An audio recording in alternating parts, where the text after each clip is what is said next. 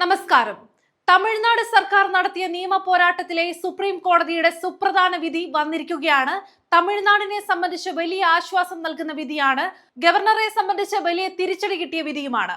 കാരണം മറ്റൊന്നുമല്ല, വർഷങ്ങളോളം ബില്ല് പിടിച്ചു വെക്കുകയും തിരിച്ചയക്കുകയും ചെയ്ത തമിഴ്നാട് ഗവർണർ RN രവിക്കെതിരെയാണ് തമിഴ്നാട് സർക്കാർ കോടതിയിൽ പോയത്. അതിൽ രാഷ്ട്രീയമായ പല ഇടപെടലുകളും RN രവി നടത്തിയെന്ന വിമർശനം ഉൾപ്പെടെ തമിഴ്നാട് സർക്കാരിനുണ്ടായിരുന്നു. അത് കൃത്യമായി മനസ്സിലാക്കി തന്നെയാണ് കോടതിയുടെ വിധി വന്നിരിക്കുന്നത്. ഒരു സംസ്ഥാന സർക്കാരിന്റെ അവകാശങ്ങൾക്ക് സംരക്ഷണം നൽകുന്ന വിധിയാണ്. കേന്ദ്രത്തെ സംബന്ധിച്ച് ഒരു തിരിച്ചടി തന്നെയാണ്. നിയമസഭ പാസാക്കിയ ബില്ലുകൾ അനിശ്ചിതമായി തടഞ്ഞുവെച്ച തമിഴ്നാട് ഗവർണർ RN രവിയുടെ നടപടി ചട്ടവിരുദ്ധമെന്നാണ് സുപ്രീം കോടതിയുടെ നിരീക്ഷണം. ബില്ലുകൾ പിടിച്ചുവെക്കാൻ ഗവർണർക്ക് കഴിയില്ല എന്നതാണ് വിധി.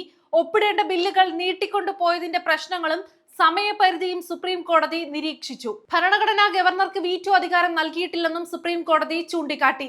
നിയമങ്ങൾ ജനങ്ങളുടെ ആവശ്യത്തിനാണ് കൊണ്ടുവരുന്നതെന്നും ബില്ലുകളിൽ 3 മാസത്തിനുള്ളിൽ തീരുമാനമെടുക്കണമെന്നും കോടതി. സംസ്ഥാനങ്ങളിൽ ഗവർണർ ഭരണം വേണ്ടെന്ന് കോടതി തന്നെ പറയുമ്പോൾ അതിൽ വലിയ പ്രസക്തിയാണുള്ളത്.